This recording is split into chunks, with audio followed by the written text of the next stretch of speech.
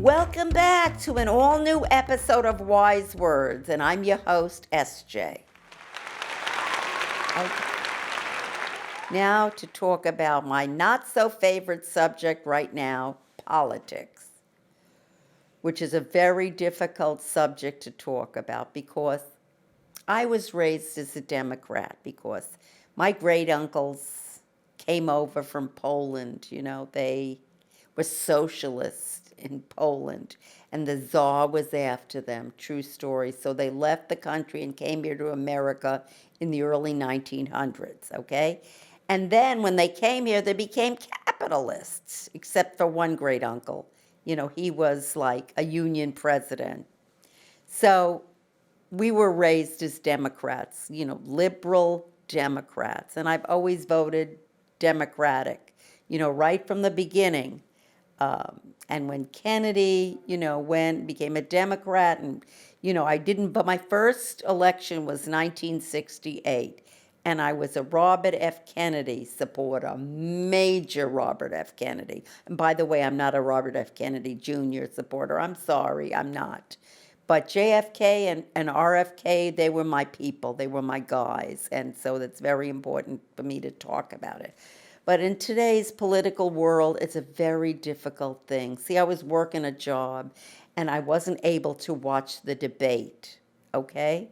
But I listened to some of it on the way home, and it was very disheartening. And I realized at that moment, being the Democrat that I am, that we are in trouble because, to stand behind somebody who is that much older than a lot of people, 81 years old, And President Biden has done an amazing job, I have to say, in the last 4 years. But it's a very difficult thing, to overcome. And I had no idea that he was just that blank in a lot of areas. And it was very hard to listen to it, very difficult. So, I don't know what's going to happen in our country right now. I have to be very honest about that. We have, a Republican ex-president who wants to be president again, who was just shot in the ear. I don't know if it's true or not, to be honest with you. I don't know if it's a conspiracy theory or not, that he was shot or not. I don't know. I don't know anything. I know that our country is in a lot of trouble right now. It was never like this. It's a changing country. But, change is inevitable.